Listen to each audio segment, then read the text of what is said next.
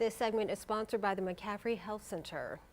Well, a recent study says cases of kidney stones is on the rise, especially in women. Joining me to discuss what they are, why we get them, and how to get rid of them is Dr. Sean McCaffrey with McCaffrey Health Center. Doc, welcome back. Great, thank you. So I understand kidney stones are common and affect around 10% of people in their lives. What are they? Yeah, you know, it's a combination of things. It's basically a sand for all intents and purposes. You're getting this gritty little sand that over time starts to clump together in the kidney, maybe in the ureter, sometimes in the bladder, and as they clump together, they dehydrate and then they get hard. And so a good analogy I always teach people when we're dealing with stones in practice, imagine that your ureter and all these things where your urine comes out is like a straw, a very little one, think like a cocktail straw, and you're going to push a jagged piece of glass through that straw.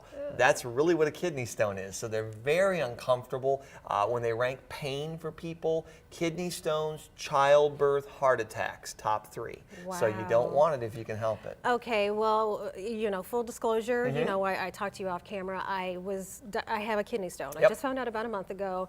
After looking at my urinalysis panel from several months ago, are you surprised? No, not at all. Actually, it really is right there in front of us. See, the thing is, what people don't realize with stones, you know, they'll talk about dehydration, they'll talk about, you know, possibly calcium in the diet and different foods that cause it, and there are some. I always say, I call it 4 C's and a T. So it's coffees, colas, chocolates, vitamin C supplements, and then teas. Those all will form something called calcium oxalates. And it's those oxalates that tend to clump together and form stones about 80% of the time. But what people don't realize, it's poor fat digestion, how the body utilizes fatty acids. That also forms oxalates. So if you have high oxalate levels, you know, wow, I'm either doing a lot of those coffees and teas and things, or I'm not digesting my fat. So on your urine test, and I'm looking at, you did for me here, we look at your oxalates, it's supposed to be 0,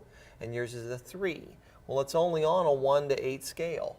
So 3 is way too much, and it's more than you could ever get out of your diet. So we know it's poor fat digestion, and that's why the body forms a stone. Well, it's not just me. You know, women between the ages of 18 and 39 saw a huge spike in the number of these cases. Why is that? You know, I think it goes back to, again, to our diet. You know, if we look at our diet today and what we're eating and all that, if you look at gallbladder removals in this country, we take 1 million gallbladders a year out. The gallbladder helps to emulsify something. It breaks down fat.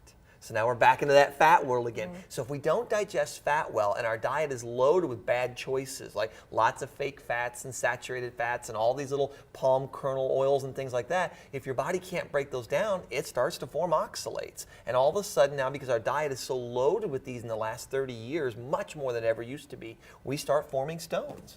Well, you know, I understand passing a kidney stone involves a lot of pain. You said it was in the top 3 things that are most painful. You know, how are they treated other than passing one that's unbearable, I guess? You know, the standard medical therapy for this thing is usually like ultrasound. They'll hit it with some kind of a sound wave, and they'll break it up. They call it lithotripsy, and they'll break that up, and then sometimes they'll make a little incision and they'll go and pull them out, or sometimes they'll just break them up and hope they pass on their own.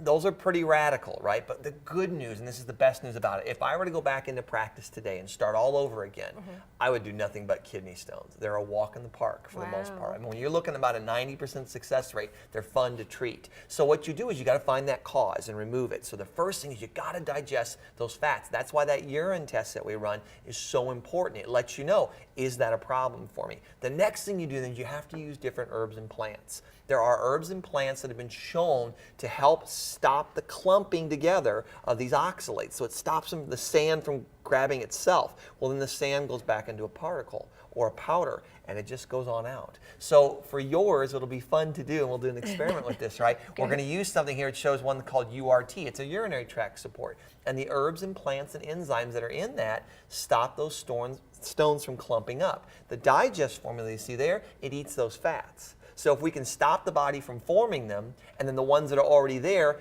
try to help the body break those down, they'll just disappear. And you can always run a CT or an ultrasound to prove it. All right, to learn more about the many services they offer, visit their website, McCaffreyhealth.com. If you got a kidney stone, go see him. Doc, we'll see you again in 2 weeks. Thank you.